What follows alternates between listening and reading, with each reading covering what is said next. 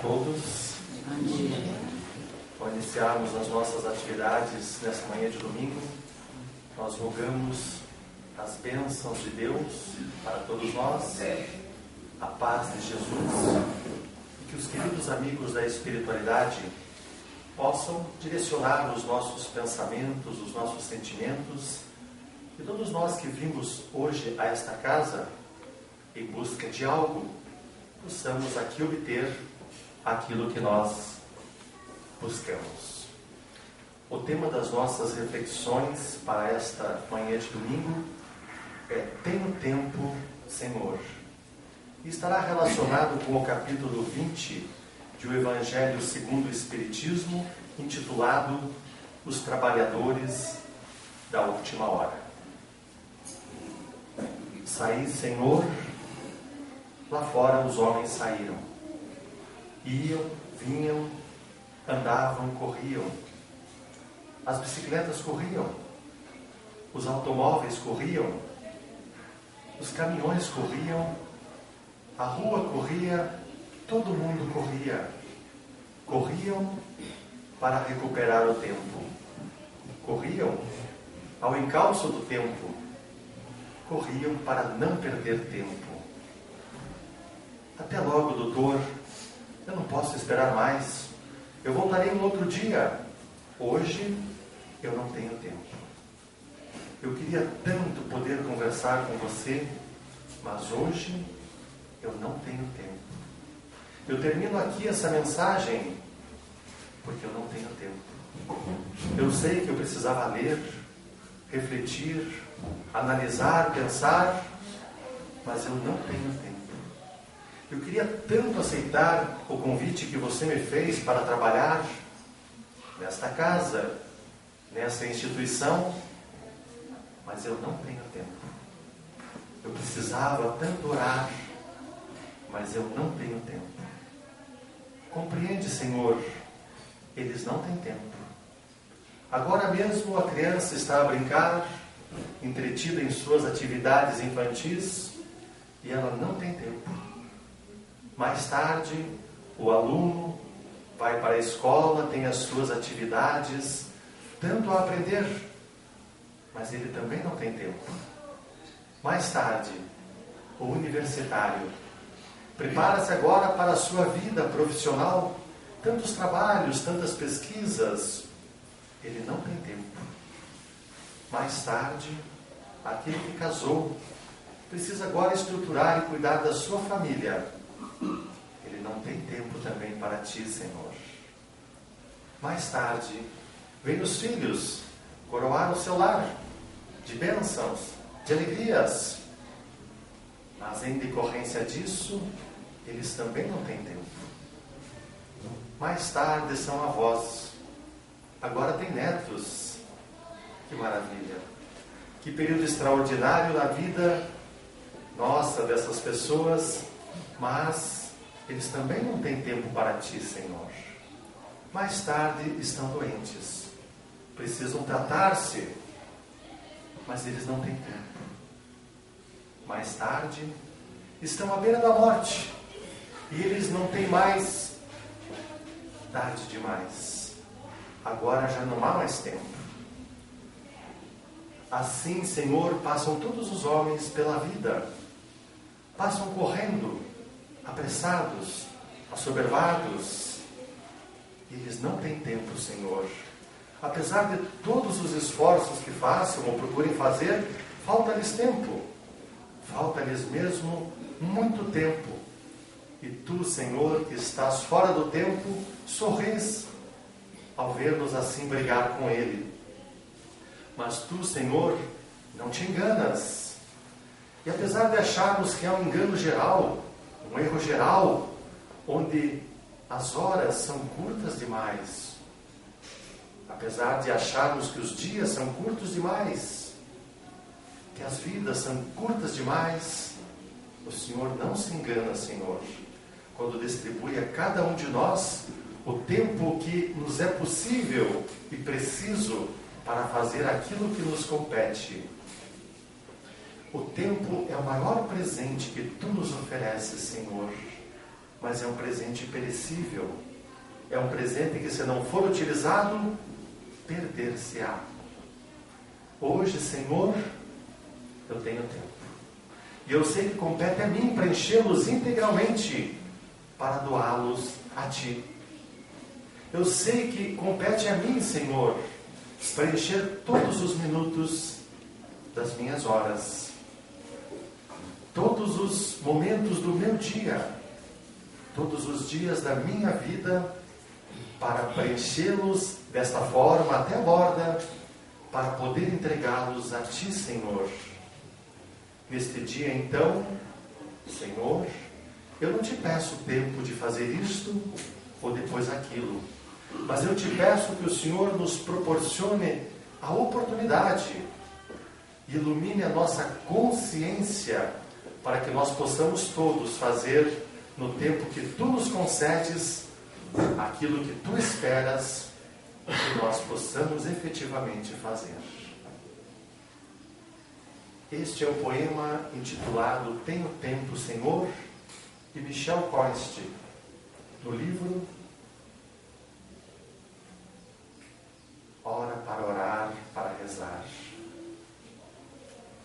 Esse poema é muito interessante, porque se nós simplesmente analisá-lo, lemos, sem aprofundar o seu entendimento, nós vamos dizer, é um poema bonito.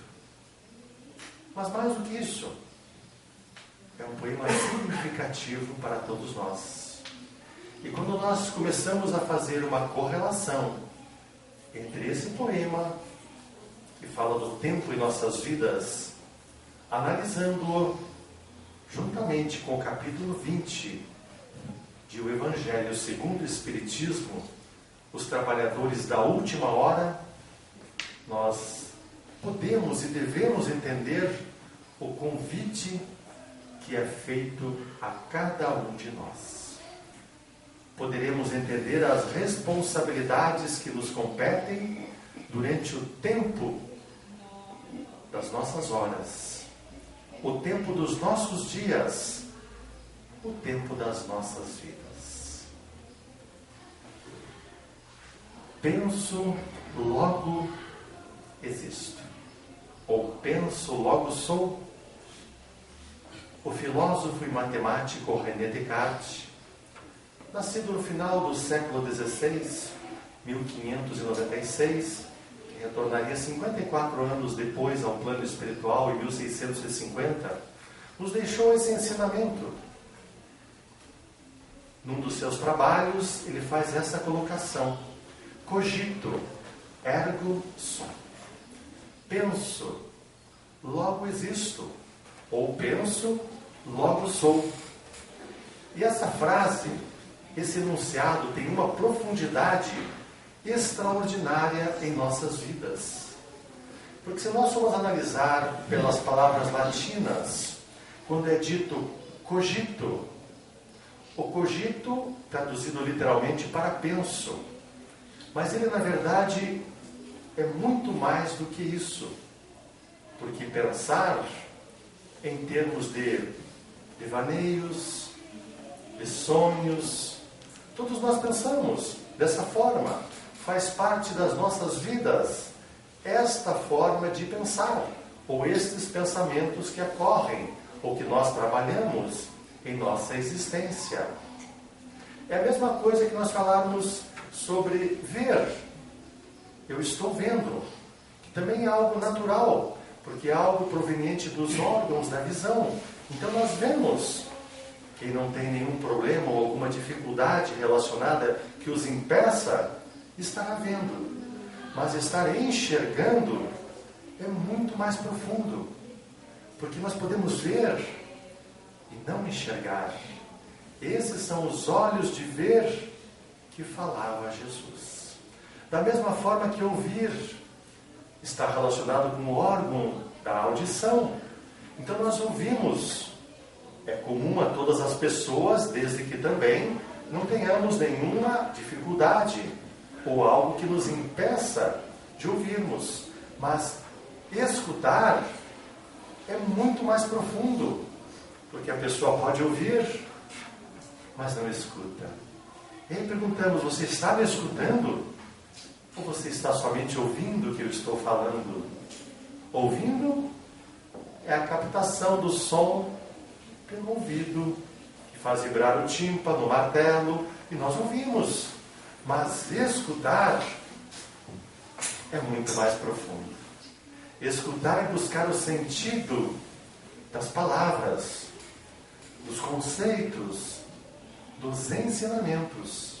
Então, quando nós falamos escutar, enxergar e cogitar, é muito mais do que ouvir. É muito mais do que ouvir e é muito mais do que pensar. Cogito ergo sum. Entendendo que cogitar é muito mais do que pensar. Então vejamos, cogitar quer dizer, na verdade, pensar profundamente sobre alguma coisa. Pensar profundamente a respeito de algo, de alguma coisa, de alguma situação em nossas vidas. É refletir acerca de. Pensar a respeito de alguma coisa refletindo, analisando, comparando, tirando deduções, conclusões. Esse é o sentido de cogitar. É mergulhar em meditações e em reflexões. Esse é o sentido da palavra cogitar. Então, dentro dessa forma, cogito, ergo, sum, reflito maduramente, mergulho em reflexões e em meditações, por isso, em decorrência disso, logo existo. Veja como muda a configuração do ensinamento trazido pelo matemático e filósofo René Descartes, ao nos dizer que cogito, ergo sum. Eu penso, logo existo. Reflito maduramente, aprofundadamente, faço profundas reflexões a respeito de algo, desta forma, logo eu existo.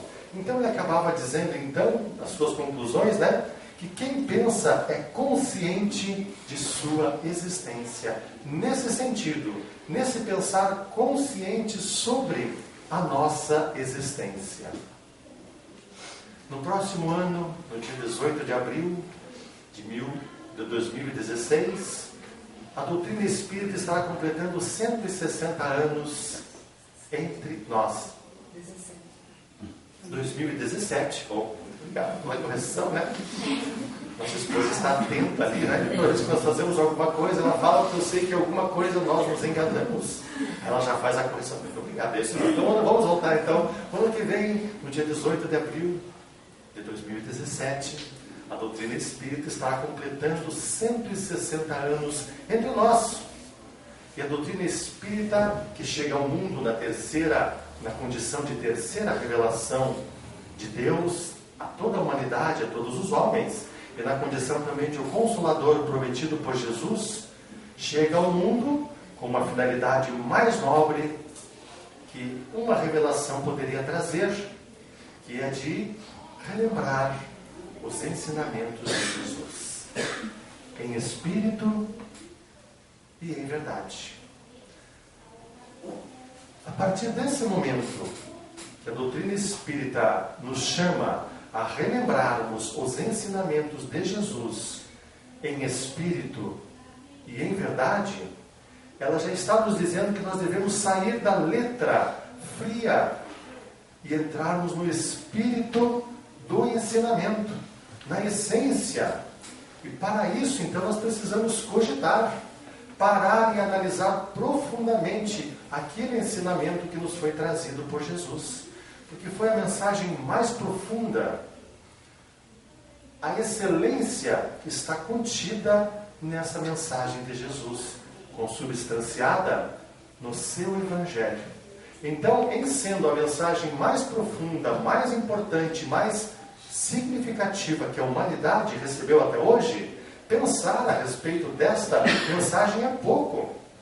Nós precisamos cogitar, nós precisamos mergulhar em profundas reflexões a respeito dessa mensagem, para tirar o seu verdadeiro sentido, o seu verdadeiro ensinamento que é essencial para as nossas vidas. E nesse momento, então, quando falamos em vida, o tempo é o maior presente que Deus concede a cada um de nós. Vamos somente relembrar, então, a parábola dos trabalhadores da última hora, para nos situarmos. E quando nós falamos, então, que as mensagens de Jesus devem ser analisadas em espírito e em verdade, buscando a sua essência, buscando a profundidade do seu ensinamento, comecemos a pensar, ou melhor, comecemos a cogitar a respeito desta mensagem, aprofundando, mergulhando, senão ficaremos somente na superfície. E a mensagem precisa de mergulhos mais profundos em termos de reflexões e análises para a sua perfeita compreensão. Então, nos é ensinado, e como podemos depois rever na beleza da mensagem no capítulo 20 do Evangelho segundo o Espiritismo, que intitula-se exatamente Os Trabalhadores da Última Hora. Então ele diz que um senhor, um pai de família, um senhor de terras e de vinhas, saiu para angariar trabalhadores para trabalhar na sua vinha. E ele saiu então à primeira hora do dia para angariar esses trabalhadores.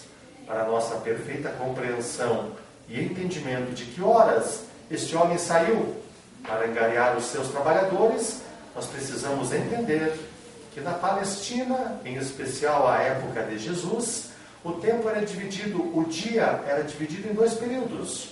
O primeiro período, do chamado dia, com 12 horas de atividades, de trabalho, de labor. E as 12 horas subsequentes eram chamadas de vigílias. Eram divididos em espaços de 3 em 3 horas, das chamadas vigílias, também dedicadas ao descanso das pessoas. Então o dia começava às 6 horas da manhã. Terminava às 18 horas daquele mesmo dia. Das 18 até as 21 horas era o chamado período da primeira vigília. Das 21 horas até a 0 hora ou a meia-noite era a segunda vigília. A terceira vigília, consequentemente, da meia-noite às 3 horas da manhã ou da madrugada. E a quarta vigília, o quarto período, das 3 às 6 horas da manhã, quando então recomeçava novamente o novo dia. Então a parábola diz que esse homem saiu à primeira hora do dia. Então ele saiu para procurar trabalhadores para a sua vinha às 6 horas da manhã. Reuniu, já haviam trabalhadores que estavam dispostos ao trabalho, e ele convida então aqueles companheiros: venham trabalhar na minha vinha, e eu vos pagarei ao final do dia aquilo que nós combinamos. E combinaram um determinado valor, uma determinada quantia, que seria o dia de trabalho daqueles trabalhadores. Uma observação, porém: este senhor era extremamente consciencioso, e ao buscar trabalhadores, ele buscava exatamente aqueles trabalhadores que ele entendia estarem em condições de trabalhar efetivamente na sua vinha. Pela sua experiência, pelo seu conhecimento, pela sua inteligência, ele conhecia os trabalhadores que poderiam ofertar o trabalho que ele necessitava naquele dia. Ele sai depois à terceira hora do dia para angariar novos trabalhadores. Então, desta forma, seriam as 9 horas da manhã, a terceira hora do dia. E convida novos trabalhadores e eles vão trabalhar na vinha. Vai novamente à 6ª hora do dia e chama novos trabalhadores para também trabalhar. Convenciona o salário a ser pago e convida-os ao trabalho. Sai novamente na 6ª hora, a 9ª hora do dia, às 3 horas da tarde. E convida novamente trabalhadores para ir trabalhar também na sua seara, nas suas terras. Mas aí acontece algo interessante. Já estávamos nas 3 horas da tarde, na 9ª hora do dia. O dia se encerraria às 18 horas, na 12ª hora. Mas ele sai na 11ª hora para angariar novos trabalhadores. Vejam que interessante. A 11ª hora corresponderia às 5 horas da tarde. Haja vista que o dia encerrar-se-ia às 18 horas, como era então assim contado naquela época. Interessante nós pararmos e pensarmos, por que motivo o trabalhador que começa na primeira hora do dia a chamar trabalhadores para a sua vinha, vai durante todas as horas do dia, mas em especial na 11ª hora, chamar trabalhadores para também prestarem os seus serviços na sua gleba, na sua terra, na sua seara? É interessante nós analisarmos. Aí que está o aprofundamento, as nossas análises que devem se proceder quando estudamos os textos evangélicos. Os textos do Evangelho de Jesus, segundo as narrativas que nós conhecemos, sejam de Mateus, de Marcos ou João Marcos, de Lucas ou de João. É importante analisar dentro de um Novo Testamento também o Ato dos Apóstolos, também as epístolas de Paulo, as 14, as 7 outras epístolas dos demais que também fazem, também fizeram o Apocalipse de João, formando dessa forma o Novo Testamento. Mas, voltando então ao ensinamento do Evangelho, em especial do capítulo 20 do Evangelho segundo o Espiritismo, precisamos pensar, por que motivo saiu o trabalhador na 11ª hora para angariar trabalhadores para a sua seara? Precisamos pensar com profundidade, cogitando a respeito desse ensinamento. Mas tem algo bastante interessante ainda na sequência. Vejamos que ao final do dia, depois de finda a 12ª hora, ou às 6 horas da tarde, assim que o dia termina, para começar o período das vigílias, ele chama todos os trabalhadores que estiveram aquele dia trabalhando em suas terras. E começa o pagamento por aqueles que foram angariados ou convidados nas últimas horas do dia.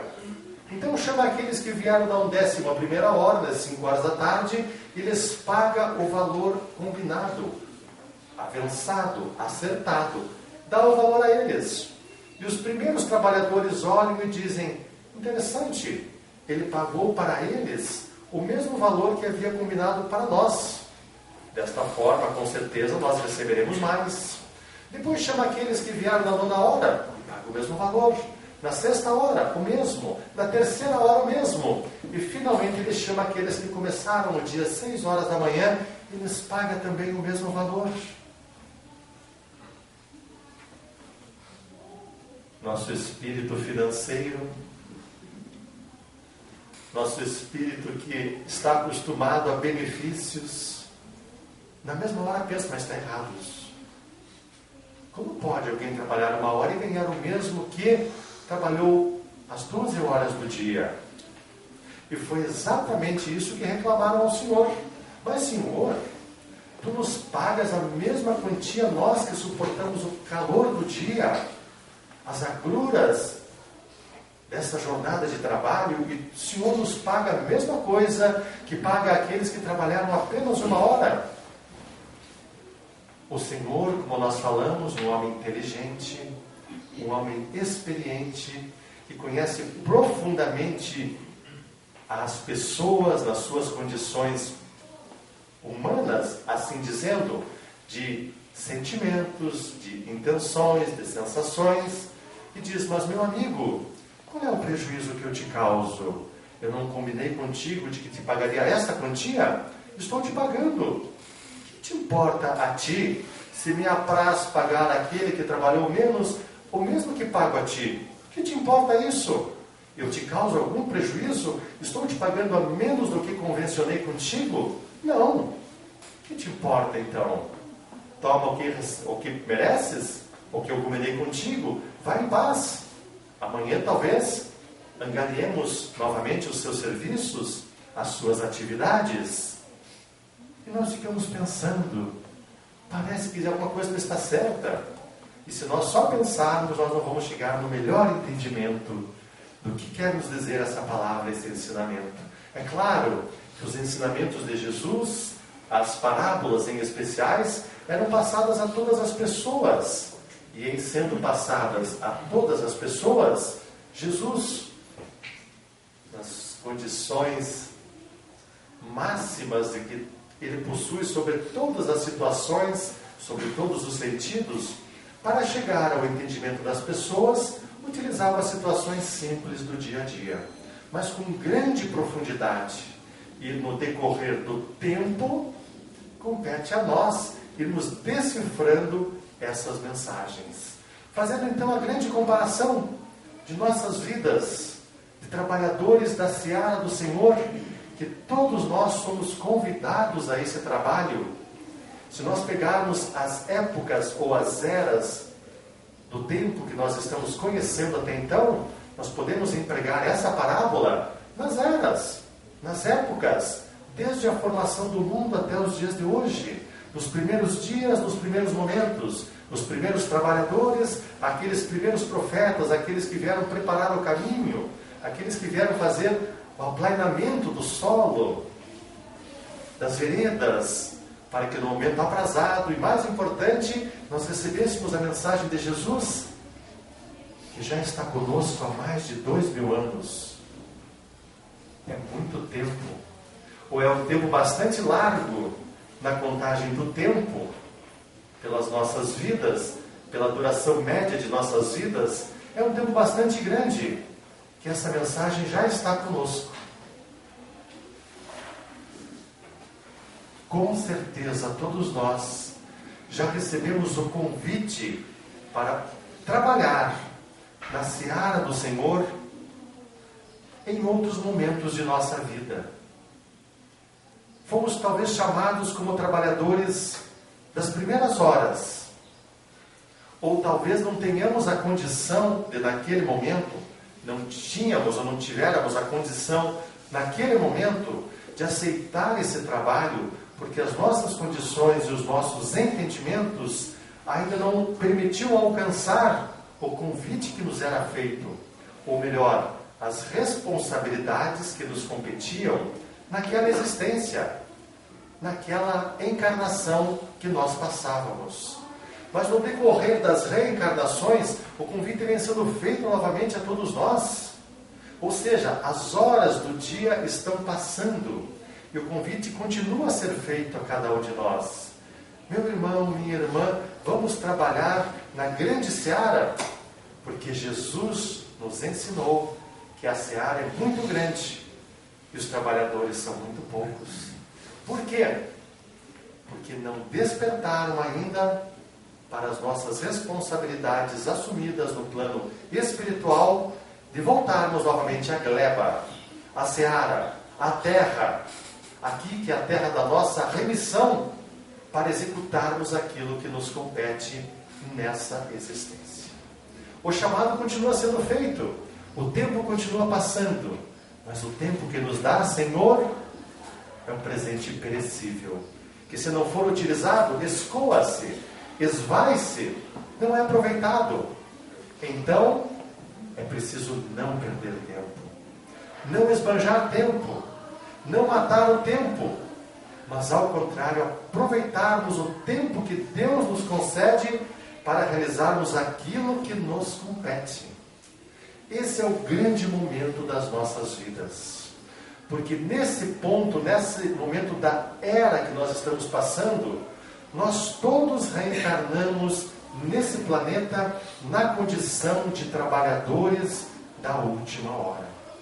Dentro do grande processo de transformação moral, pelo qual o mundo já está passando, que já iniciou-se, todos nós somos trabalhadores nesse momento tão grave e tão importante pelo qual estamos passando.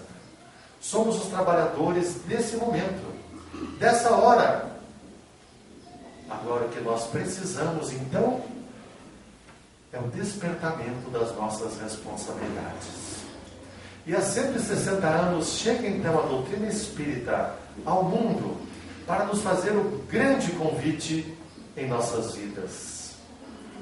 É o trabalho amor, é o trabalho regeneração, fomos convidados a colaborar nessa implantação do reino de Deus, que na verdade é o reino de fraternidade, de amor aqui na terra, e nós, na condição então de trabalhadores, fomos agraciados com esse convite. Ninguém foi eleito. Ninguém herdará algo sublime pelo fato de professar esta ou aquela ou aquele segmento religioso.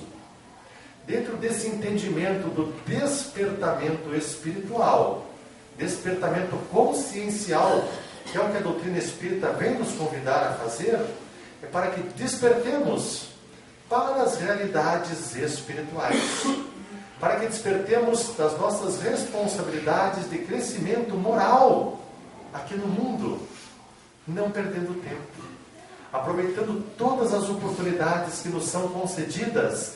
Esse é o grande convite que a doutrina espírita veio fazer para todos nós. Alguma promessa? Nenhuma. Tudo é causa e tudo terá consequências. Todos os atos terão uma responsabilização ou ganhos conforme o direcionamento que lhes demos. A salvação garantida a alguém somente pelo trabalho, pela modificação, pelas aquisições. Algum milagre vai acontecer em nossas vidas?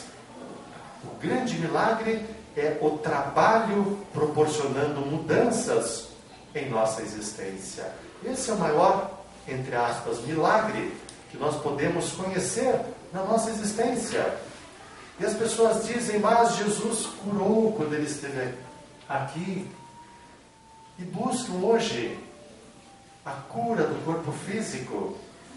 E seria tão simples para alguém que tivesse condições como tinha Jesus, chegar para a pessoa e dizer, estás livre da tua doença, da tua enfermidade, como Jesus fez àqueles que tinham mérito para isso, que tinham fé para poder alcançar essa situação, onde eram revertidas as situações com o intuito de dizer, olha, é possível revertermos tais situações em nossas vidas.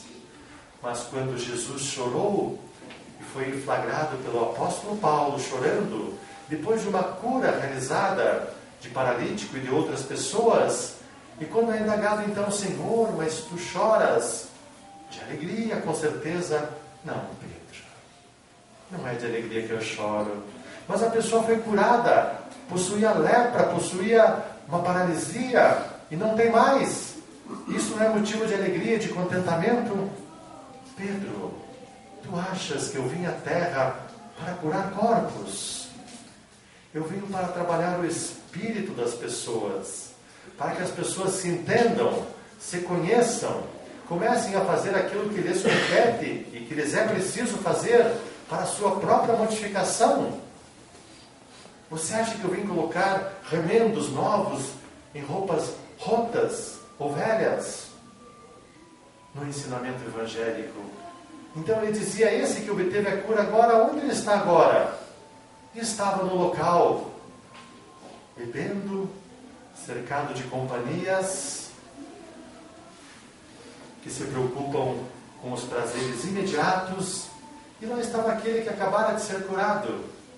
E todas as vezes que Jesus chegava até alguém e concedia, em decorrência da necessidade, da fé e do merecimento, e para que o mundo conhecesse que poderiam ser feitas essas modificações, esse era o intuito, dizia para a pessoa, vá e não peques mais, para que algo pior não te aconteça, para que algo mais sério e grave te suceda, nos dizendo, curaste o corpo, mas o importante é curar a alma, o espírito, porque ali estão as grandes imperfeições.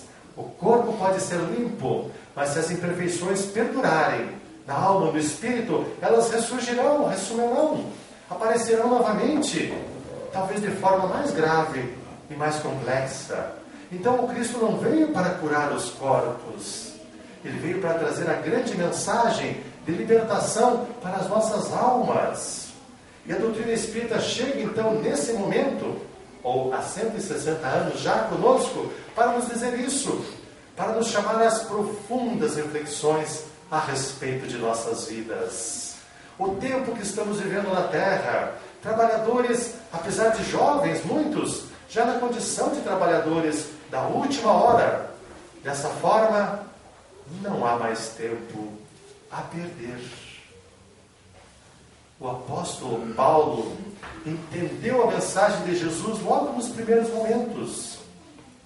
Na sua primeira epístola aos Coríntios, capítulo 13, versículo 11, tem um ensinamento muito interessante.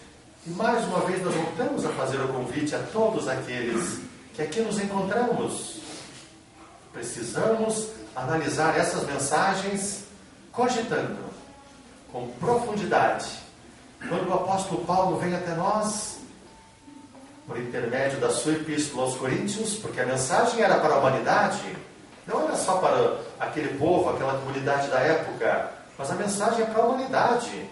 Como a mensagem de Jesus é a mensagem para a humanidade. Então ele dizia: quando eu era menino, eu pensava como menino, eu falava como menino, eu agia como menino e me portava como menino.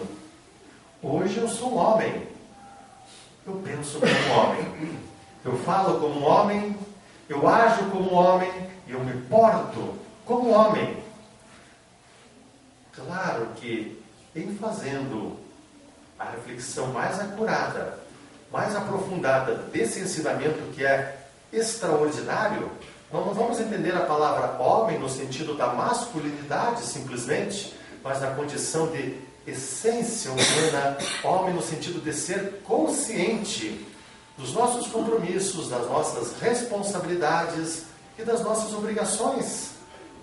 Vamos entendê-lo desse momento. Quando eu estava na minha infância espiritual, eu agia como um ser que está na infância espiritual. Hoje eu sou um ser que já tem um certo conhecimento da intelectualidade, que é imprescindível a todos nós, mas em especial da moralidade, da conscientização de quem somos, o que estamos fazendo aqui, de onde viemos, para onde iremos. Por que tantas coisas acontecem? Quando vamos criando consciência dessa nossa realidade, eu não posso mais voltar a agir como um menino, fazendo a comparação da epístola.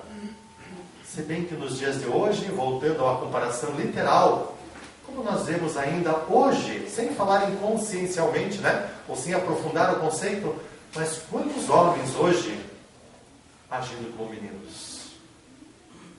Casam-se, têm filhos, e continuam agindo ainda como homens solteiros, como homens na sua adolescência.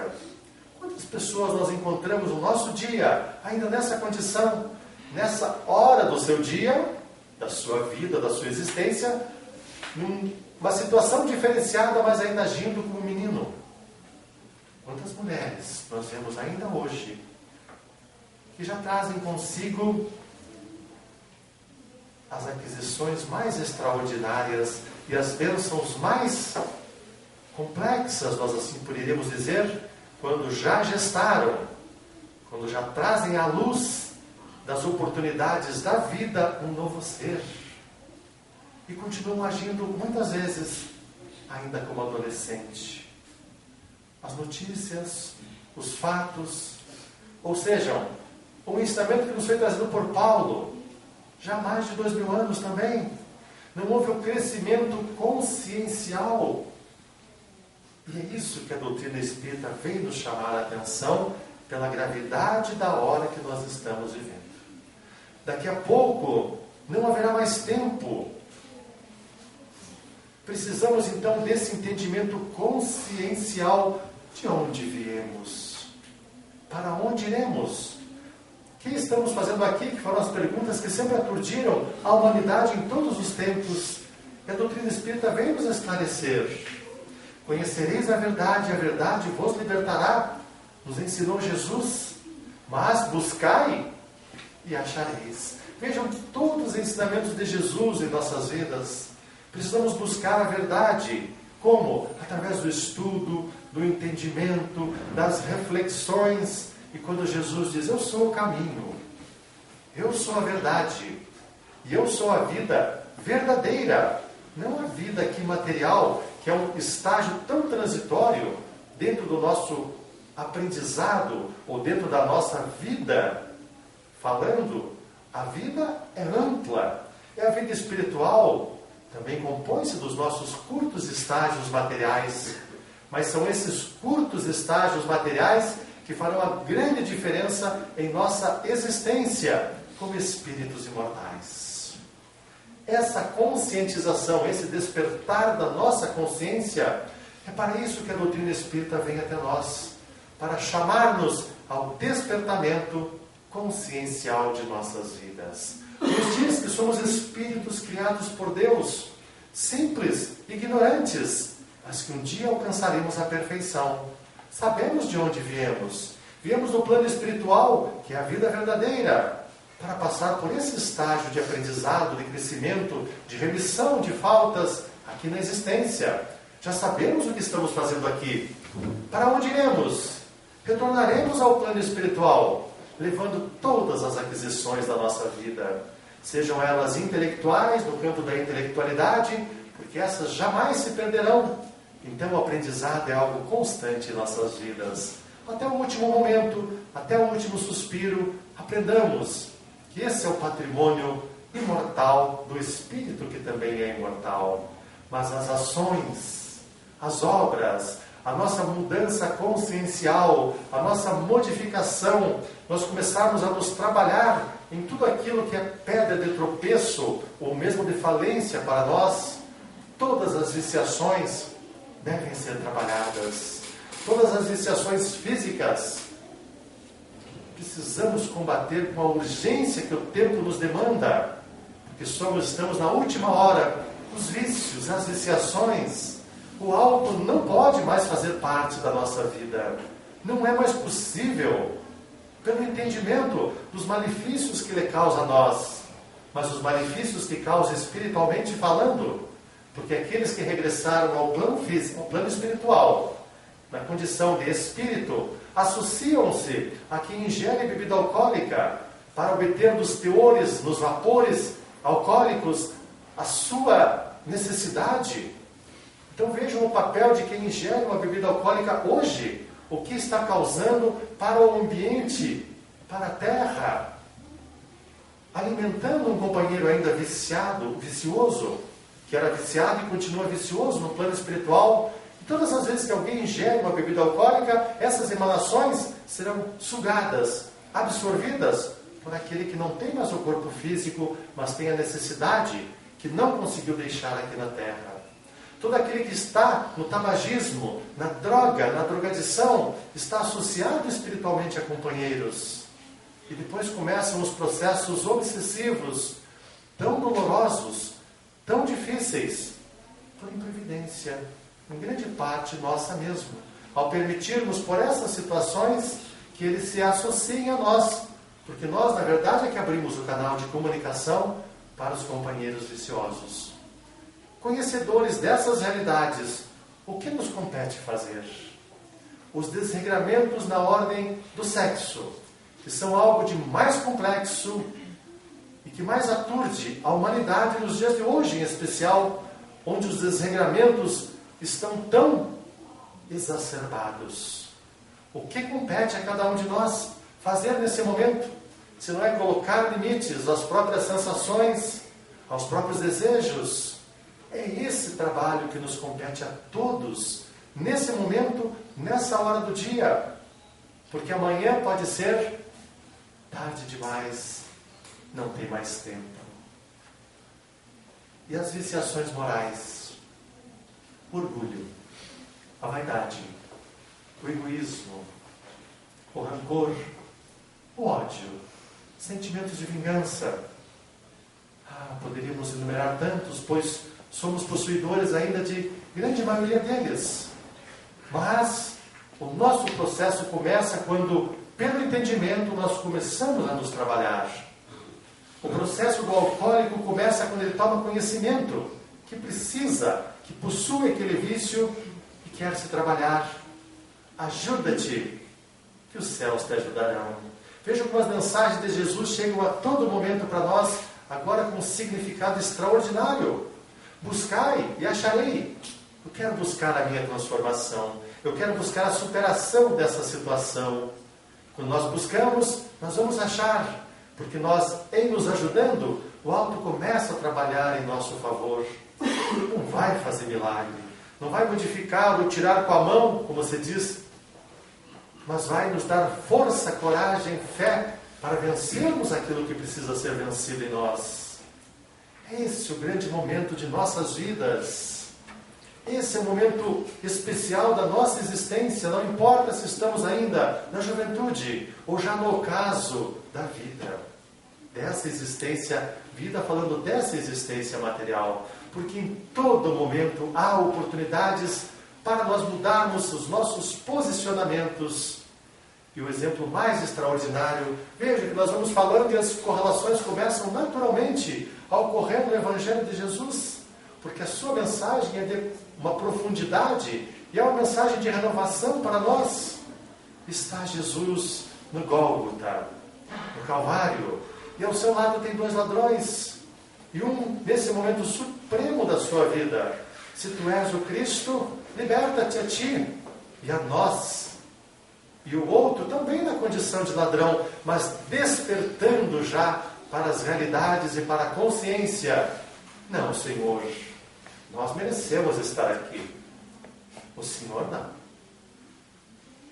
E ao dar esse depoimento e pede que o outro se cale, não sabes o que dizes. Nós somos pecadores, ele não. Ele é um justo. Jesus olha para ele e diz: hoje ainda, amigo, estarás comigo no paraíso. Profundidade na interpretação, não no paraíso, já adquirindo, fazendo um salto, adquirindo a condição daqueles espíritos que pelo trabalho, esforço e sacrifício merecem estar no local de equilíbrio, de paz, no paraíso, de dizer assim, da condição que te encontravas hoje, que era uma condição de extrema perturbação, estarás na condição do entendimento das realidades espirituais, das realidades conscienciais, e a partir daí já inicia a tua grande transformação na tua vida. E pelo trabalho, esforço e sacrifício, atingirás um dia essa condição, agora sim, de equilíbrio, de alegrias, de felicidade, que é a vida que Jesus nos falou, que um dia atingiríamos. Mas vejam o ensinamento do Mestre: vós sois deuses, vós podeis fazer o que eu faço e muito mais. Todos nós trazemos em nosso íntimo essa potencialidade, essa luz, essa chama divina, mas depende de nós trabalharmos, e o trabalho começa exatamente agora para todos nós. Enquanto não conhecíamos, poderíamos até alegar futuramente: eu não sabia, Senhor, eu não sabia o que me competia fazer na terra. Eu achei que era um grande recreio, era um grande momento de lazer, uma colônia de férias. Eu não sabia, Senhor, que a terra era essa escola bendita das nossas almas, essa oficina de trabalho das mais extraordinárias, onde nós aprendemos e trabalhamos isso que nos competia fazer, Senhor. Ah, se eu soubesse antes. Nós já sabemos. E em sabendo, que alegria, que felicidade. Porque é só o trabalho, só a renovação, só a superação que vão nos dar a paz que nós tanto almejamos alcançar um pouco mais ali adiante. Hoje, eu já não tenho mais tempo, mas voltando a Michel Quase, a dizer: hoje eu tenho tempo, Senhor. E isso é importante. Hoje nós temos tempo. O tempo nosso é agora. É o tempo mais importante em nossa vida. É o tempo da grande renovação, é o tempo da superação, é o tempo da modificação, é o tempo do despertar consciencial, espiritual, moral em nossas vidas, porque essa é a mensagem maior do Cristo para todos nós. Então, o grande convite que a doutrina espírita nos faz é esse despertamento.